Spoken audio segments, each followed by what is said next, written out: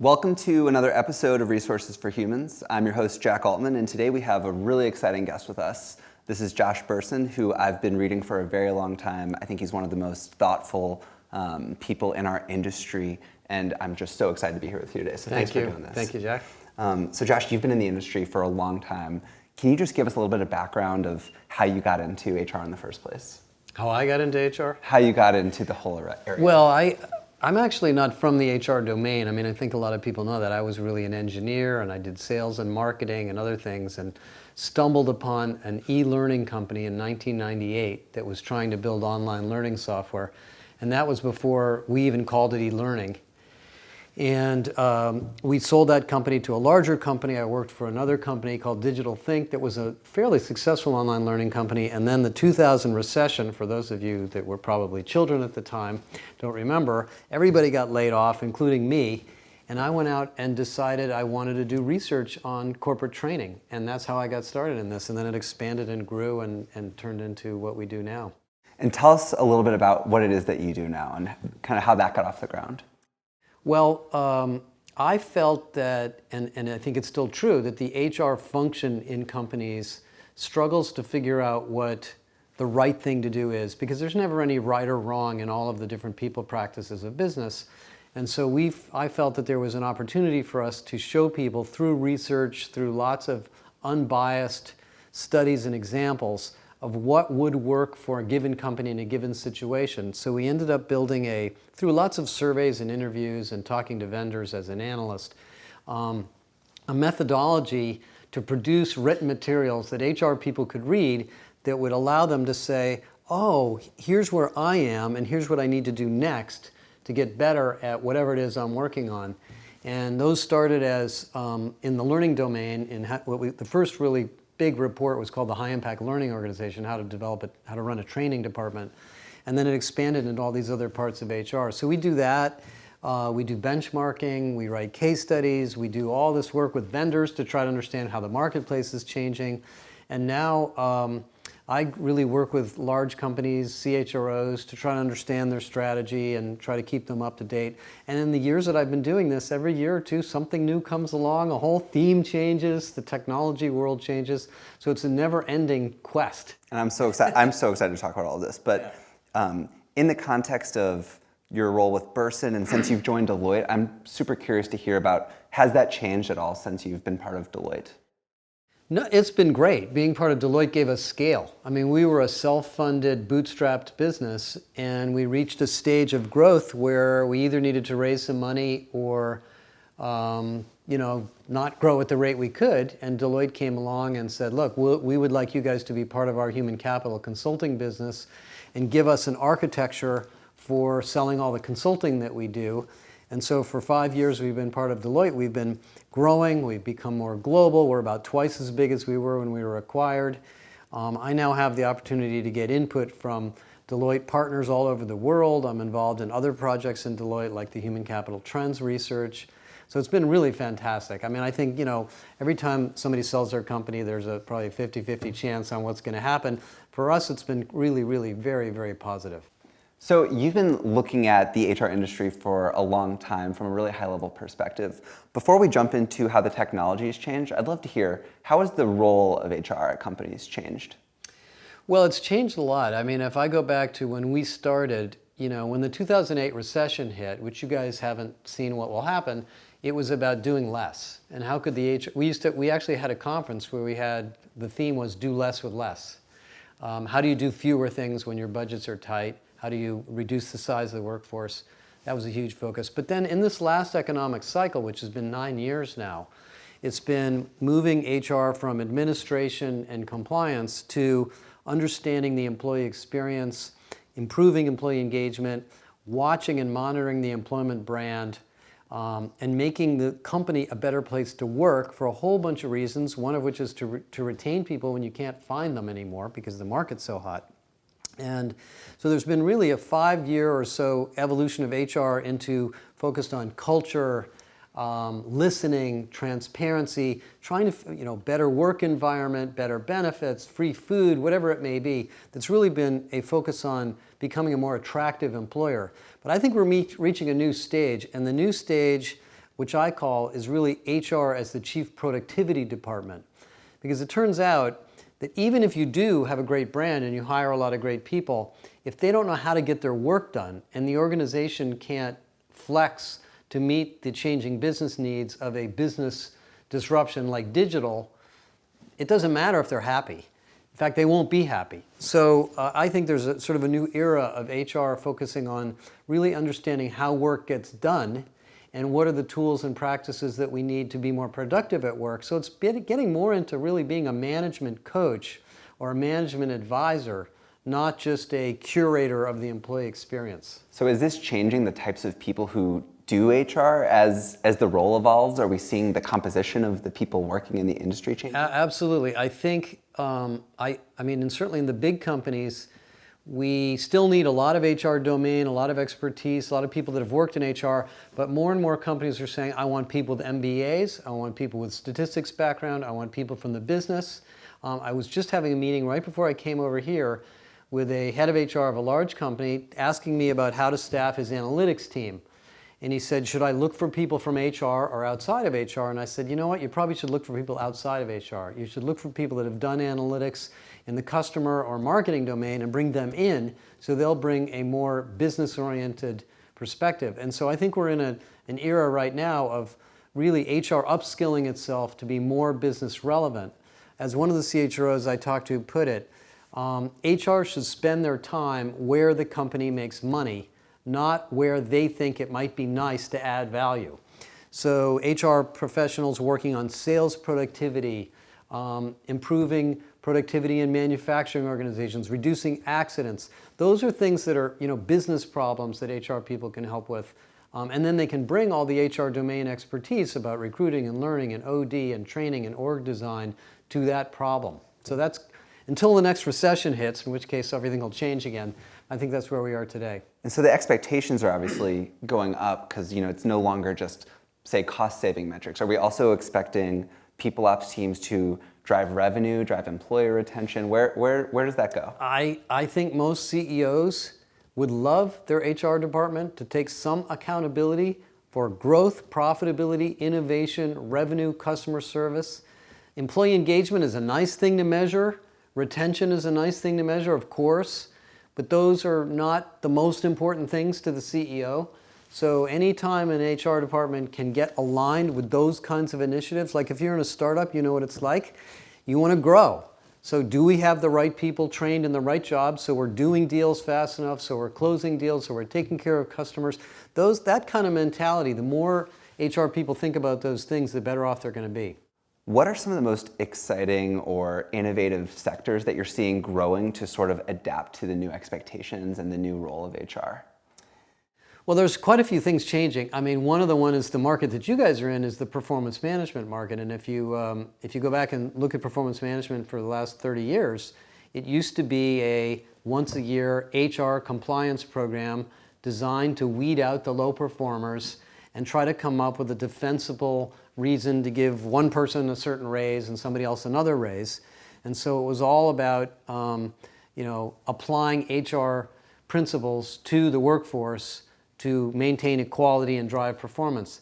Now, performance management is really focused on what can we do to get people to do their jobs in a more productive way, to be better trained, better skilled, better engaged in the right job, not the wrong job, not just evaluate their performance. That's a part of it, but that's a very small part of it, really. And so that's completely changed. And then learning domain, I spent 10 years writing research reports on learning management systems and e-learning and traditional training, blended learning, wrote a whole book on that. And now companies are saying, yeah, that's all well and good, but I want to make sure I have people developing the skills for the future because every year there's a new set of skills that we need that keeps us from competing with our competitors. And so do we know what those skills are? Do we know where those people are that have those skills? And are we doing things to give them the information they need immediately on the job to do their jobs better? That's a change. So I can go through sort of all of the areas of HR, and they've all adapted to this new world. Do you think it's fair to say with performance management that the goal of it has moved from evaluation to development, or do you think it's more complex than that? Well, the simplistic way to think of it is that, but it is much, much more complex. And I'll give you our data on that one. When I first did our first research on performance management was 2006. I remember this. And, we had been talking to success factors and a lot of the, contemporary companies. And there were a lot of them. By the way, there were like 50, just like there are today. This is 10 years ago. 10 years ago. And we did a survey and we asked several hundred companies, if you could characterize your performance management into one of two categories, competitive assessment or coaching and development, which one are you? Pick one. You only get to pick one.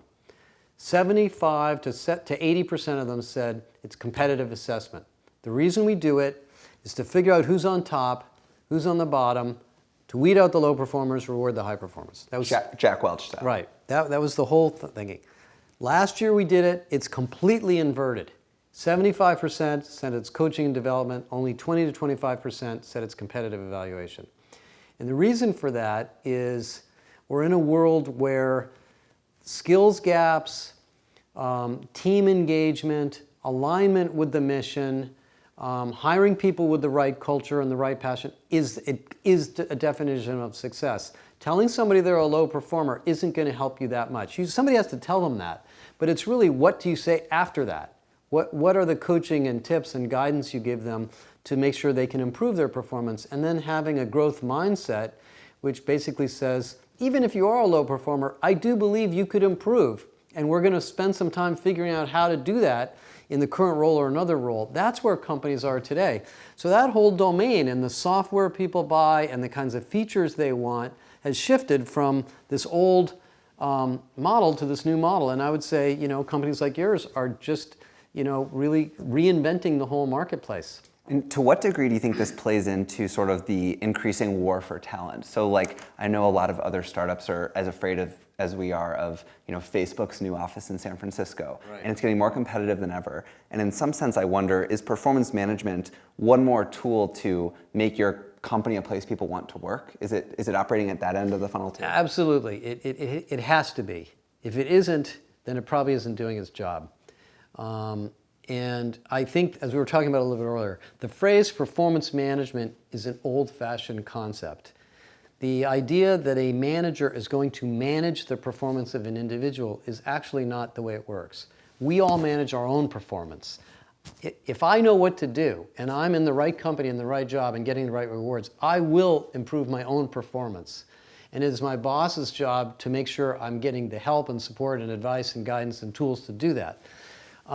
So I don't even know whether we want to call it performance management that much longer. I'm not sure if that phrase will go away. And this idea of the war for talent, the phrase that I like to use, kind of a funny phrase, is the war for talent is over and the talent won.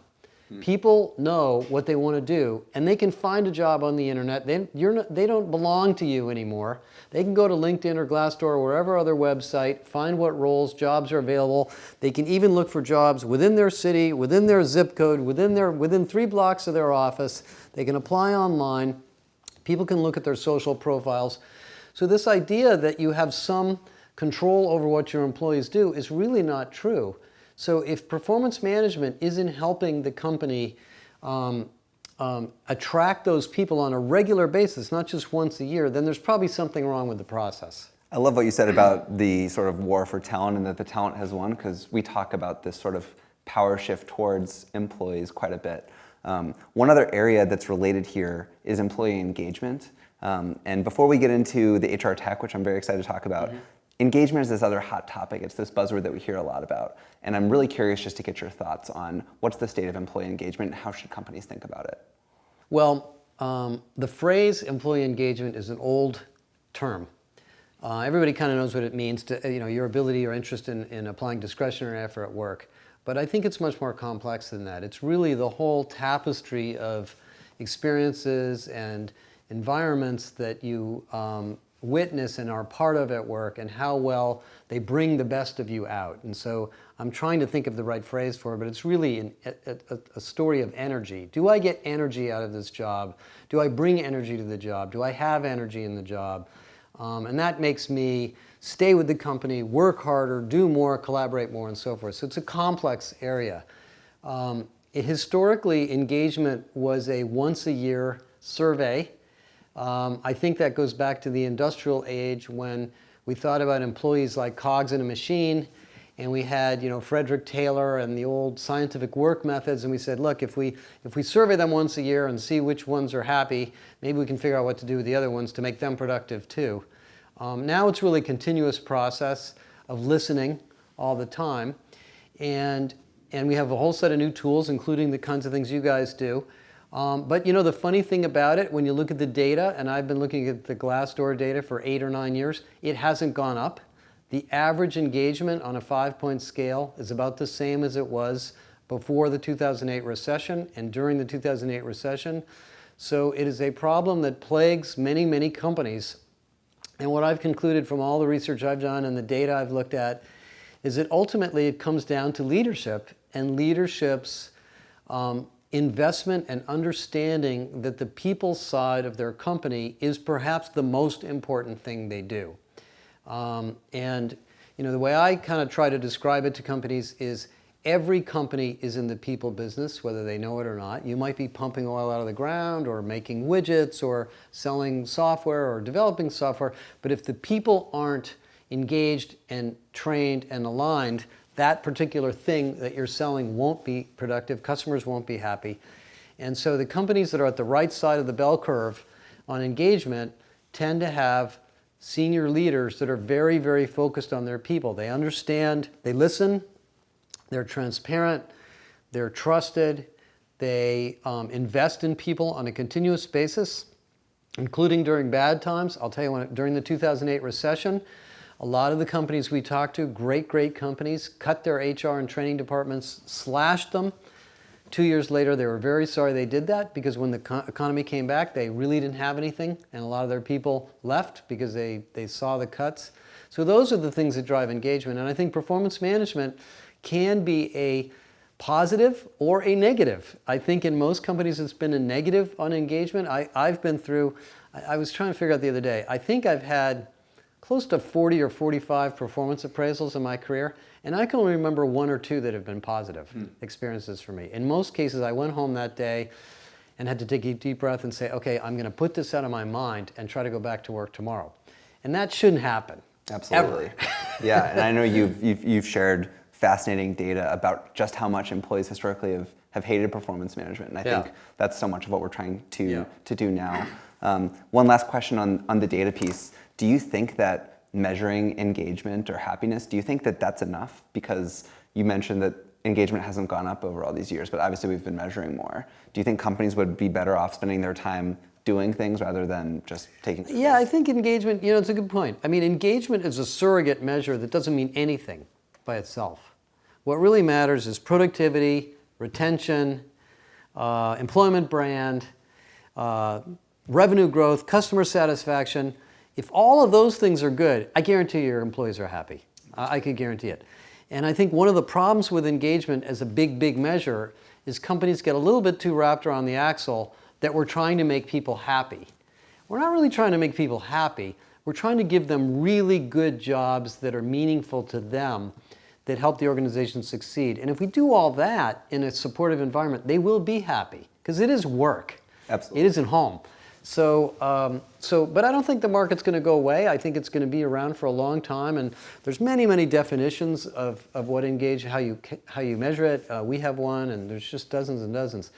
And you do find, I've looked at the Glassdoor database in a lot of detail, you do find a class of companies, 5 to 10% of companies, that are the most engaged year after year after year, up cycle, down cycle, in every industry. And that's not just tech. I mean, retail, manufacturing, distribution, energy. There are a small set of companies that have very highly engaged workforces. They also are very financially successful companies. So they are thinking about engagement, but they're also thinking about the other things. They're thinking about it as in terms of the whole system. And that's really do you think that success is what drives that engagement? In other words, do you think that being a successful company is the most important thing you can do to have engagement? Well, actually, I looked at the data in Glassdoor, and there is a very high correlation between company growth and career growth, for example, but not between company growth and culture. Some high growth companies are not great places to work. I've worked in a couple. They're very financially rewarding, and you learn a lot, but you may not like it. Because usually high growth companies are very competitive, and there's lots of new people coming in all the time, getting in your, possibly going up above you and getting in your way. So they're all related, but I think there's no question that if you want to grow over time, you have to have highly engaged people. I'm not saying that every high growth company is a great place to work. There are periods of time when high growth companies are great places to work for certain types of people. The other part of it, I would say, for those people watching the video that are candidates or employees, you need to find a company that's the kind of company you want to work in. Every organization's got a different culture or different business strategy, a different management team, and you might be really, really highly engaged in company A and just hate it in company B. And so one of your jobs as a job seeker is to do some due diligence to figure out what kind of place you're interviewing to go visit and be a part of. Great. So let's transition to something that I think you know maybe more about than almost anybody, which is the landscape of HR technology. So maybe to start with one question, what do you see as the trends between all-in-one solutions and best-in-breed point solutions? Well, it's funny. This is a really funny cycle that's happened over the last 20 years. We had a market 15, 20 years ago of a whole bunch of learning products, a whole bunch of recruiting products, a whole bunch of performance management products, a bunch of employee self-service tools, a bunch of comp and benefit tools, so there were all these silos. And we came up with this concept of integrated talent management, and all those companies got bought and integrated and merged together, and then the big ERPs got into it and bought a bunch of those companies. And so we had this idea of the suite, the integrated talent suite, and the concept was pre-hire to retire. And companies snatched that up and they tried to get rid of their individual suites. And the reason they did that is they believed, which the vendors told them, which had a lot of truth to it, that if they had one suite, they would get better data about their employees because all the data would be integrated. That has now completely gone the other direction. That was a reasonable effort, and it did reduce the number of vendors and the number of risky tools you had to buy at the time. But now we have the cloud. Most companies will buy a cloud-based human capital management system, which usually includes core HR and payroll. And then they will look for best-of-breed recruiting, best-of-breed training, best-of-breed performance management. And the research shows that the average number of systems of record in the last year almost doubled. So we're back to a market of people looking for better tools wherever they can find them. And the reason for that is not because of the technology, it's because the way we work changed. And so the work practices and the management practices that were embedded in the talent management software from mid-2000s are not useful anymore. They don't really help us. We work in teams, we work in networks, we have much more peer-to-peer communications, we want to learn on demand, we want to do micro-learning, we want to do continuous performance management, we want to do check-ins. That stuff was never even conceived of in those integrated talent management tools. So actually the market's becoming more innovative, more fragmented, and more creative. And the other thing I would say that I think is really kind of exciting is that for HR departments are becoming better at experimentation, testing, trying tools with a few parts of their, doing pilots, and then later deciding whether to roll something out, as opposed to just doing this big bang, doing a giant RFP and buying a bunch of stuff and then spending 3 years trying to get people to use it. Those are very risky projects. So the whole marketplace has become very, very dynamic. There's likely to be another consolidation phase, in the next, on some number of years ahead, but we're in an era of a lot of creativity, a lot of innovation, and a lot of experimentation in the HR function. And do HR teams just need to sort of adapt to this new way? Because if there's now thousands of vendors to choose from potentially, how do teams make good decisions about what softwares to try, to pilot, to roll out when there's more choice than ever? Well, it's harder, but it's like I'm buying a new hot water heater for my house right now.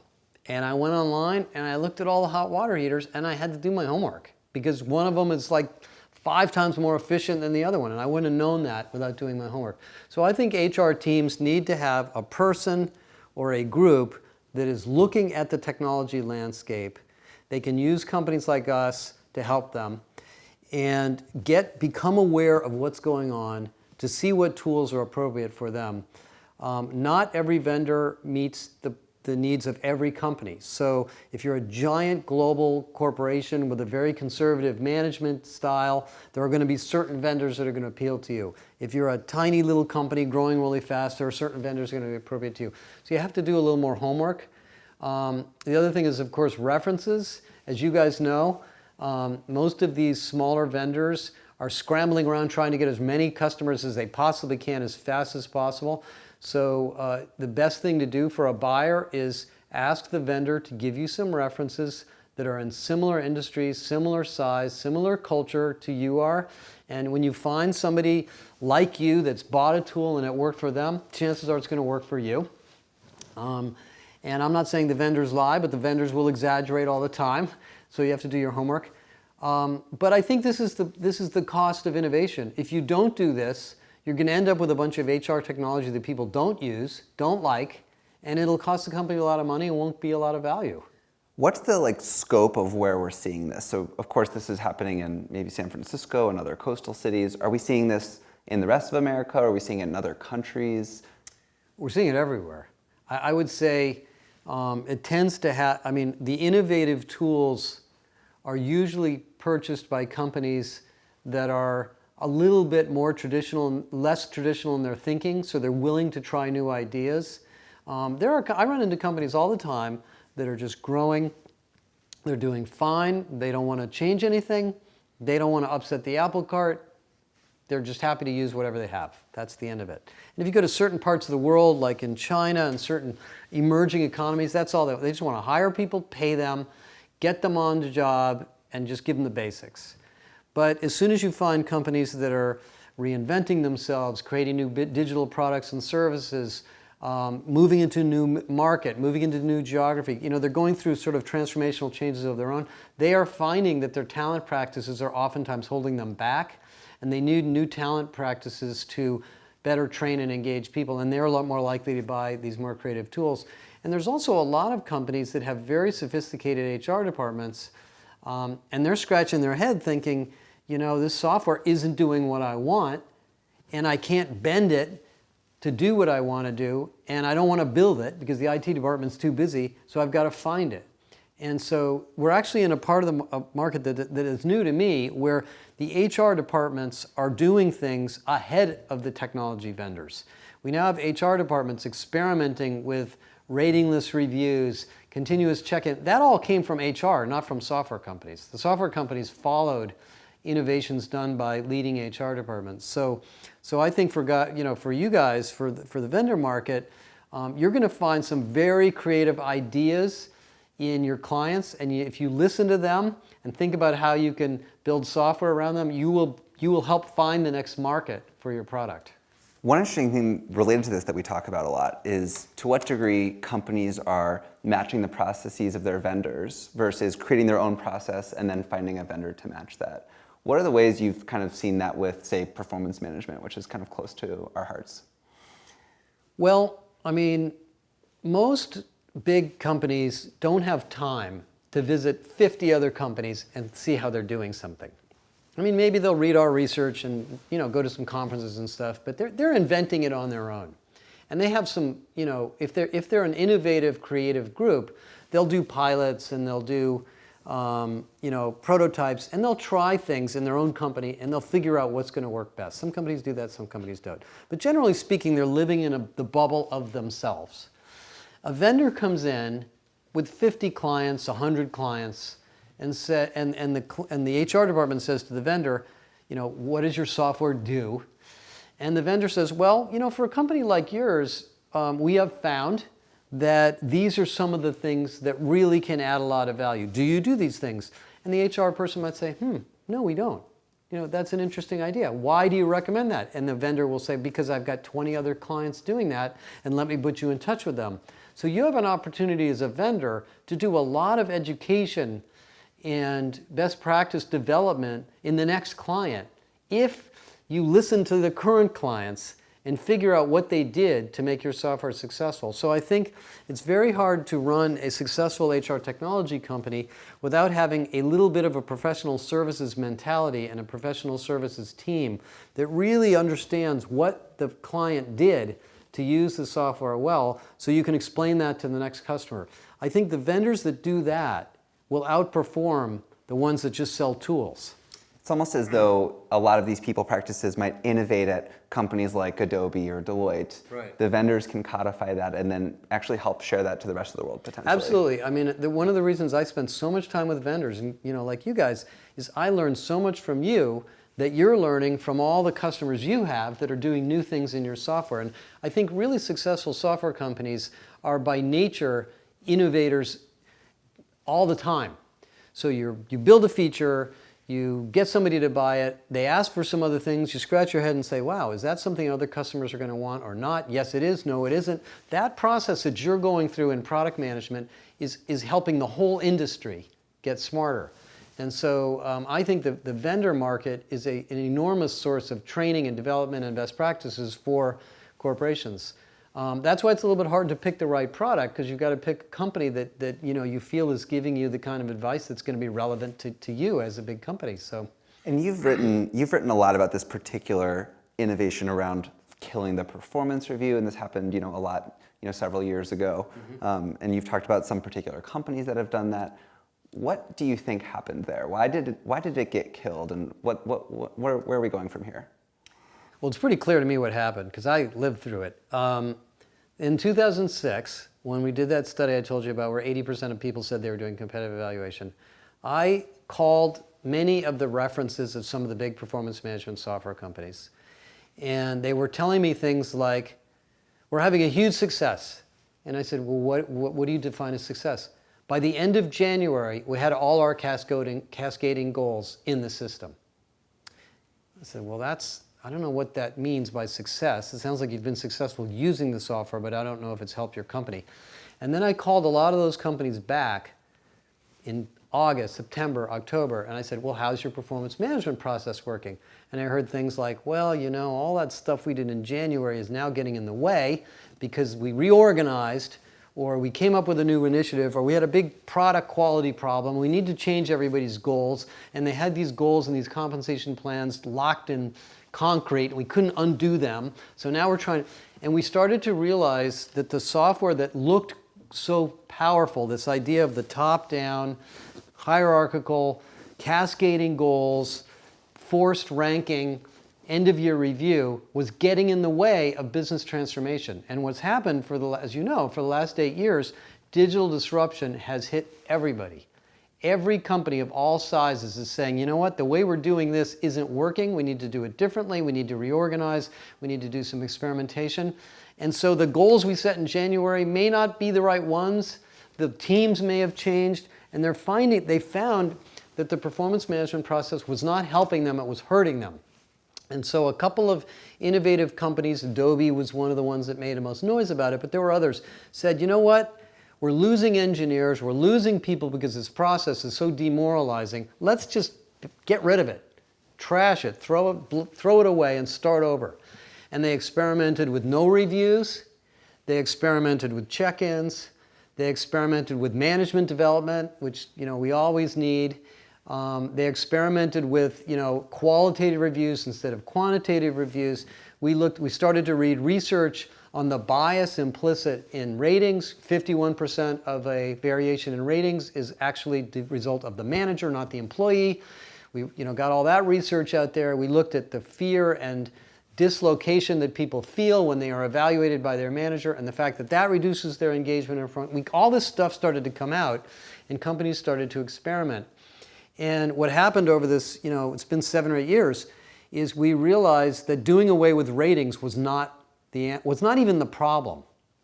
The problem was what we now call continuous performance management. The problem was coming up with some process or set of practices. I don't even call it a process anymore. It's a set of practices that allow managers and employees and teams to continuously evolve and change and learn and grow and share their goals and get evaluated and get paid and do those things on a more real-time basis. Just like everything else in the world has become real-time, this has become real-time. And so the best practices today, which are much more proven, are things like check-ins, smaller numbers of goals, OKRs, if you believe in that practice, transparency, social recognition. Things that were kind of interesting ideas have now started to take hold. And I think there'll be a whole bunch of books written on this. In fact, there probably are already. Lots of examples, lots of webinars, lots of example companies. And then you guys now have come along to try to build us the software, because what happened is a lot of the early pioneers didn't have any software. They just built it. So Adobe built their own stuff. Deloitte built their own stuff. We built our own stuff. Couldn't find it in the market. And so now vendors like you guys are coming along and saying, you know what, we can automate all that and we can make it even better by all this great UI and AI and all these other things we can add to it. So that's kind of what happened. It's funny because it's so closely ties to what we've seen, where people believe that this cascading goal, throughout the company process is going to drive success. And we've enabled that in some cases, and we've learned over time that that's not the thing that drives it. And so one of the interesting things is learning, what do companies think is going to be successful performance management before they do it? What actually is, and then what's a role, of a vendor to help the company get to the thing that they actually want, or not? Well, I think we all need education on what the new world of management is, not performance management. And I always used to say this, is that good performance management is good management. And HR kind of got in the way of that. And good management is about clarity of goals, reinforcement of values, agility where needed, and no agility where not needed, being clear, holding people accountable, connecting people together. I mean, if you just look at what good management looks like, that's what performance management should be based on. And so much of it comes around, I think, feedback. And I think the fact that historically feedback happened once a year or twice a year. I mean, that's so much of what we stand for, is giving feedback in the moment and getting people to do that more. And I think that's great. Well, and that's an interesting area of innovation too. I mean, the early ideas of feedback, where you fill out a form and you zap it to the employee, and the employee reads it and goes, geez, I didn't realize I was doing that, or you're just basically taking the same process and making it a little bit easier. Now we've got sort of feedback that's quick and simple and integrated into other tools and more developmental, and new tips on how to give better feedback. In fact, a lot of companies don't use the word feedback. They use concepts like insight or advice or things to make it more positive. I went to a company the other day, a vendor, who actually did a study of the word feedback, and feedback has a very negative connotation for people. So I think we're getting much, much smarter at figuring out how to do that in a nicer way. Absolutely. The last question that I want to ask you about is the future. So the next 5 to 10 years, what are the things that you're expecting to change in the market? Well, I'd say there's 2 or 3 really, really big things that I think are exciting. And the reason I'm into this is I'm writing this book. I've been thinking about this a lot.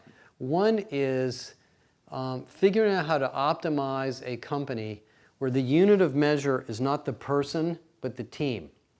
We've really built almost all the HR practices around an individual's potential versus performance, an individual's goals, an individual's salary, an individual's career.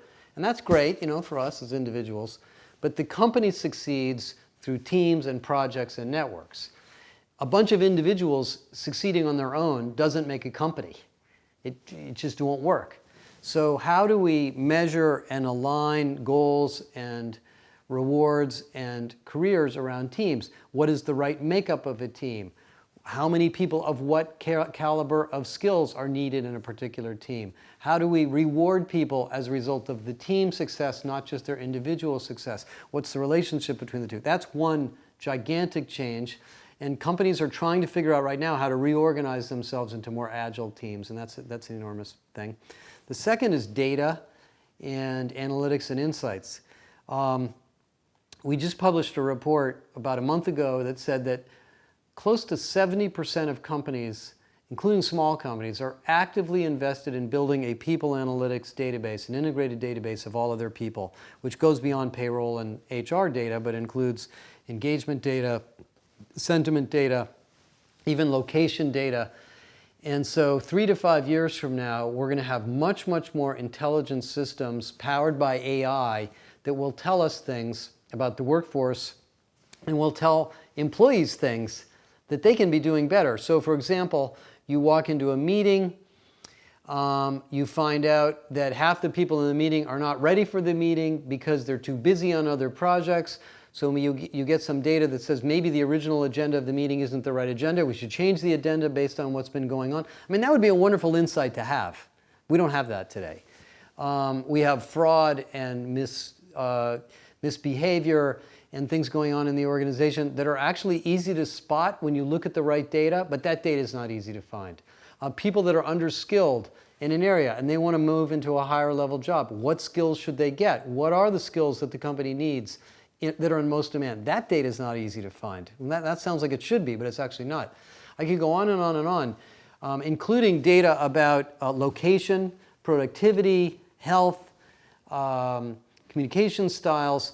So all this data is kind of floating around there in different assessment forms, and companies are now realizing that, you know, we have AI, we have data lakes, we have technology to bring all this data. We're going to bring it together. So I think 3 to 5 years from now, we're going to be looking at HR departments. And by the way, this big HR database probably won't belong to HR. It'll be in operations. It won't be owned because HR doesn't really need it the way the rest of the company needs it. So we'll have much, much smarter people data.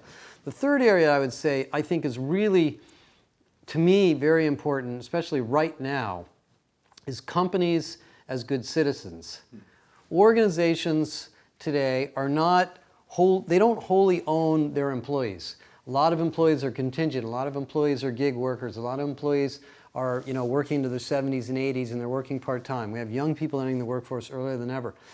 So this idea of what the organization is more of a social integrated entity and has to be more cognizant of its sustainability, its citizenship, its responsibility, its transparency.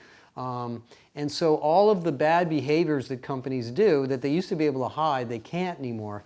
And so I think we're going to be talking a lot about business organizations as a part of societal good, hopefully. Now, maybe this is wishful thinking on my part. I'm sure a lot of people have thought about this before. They have.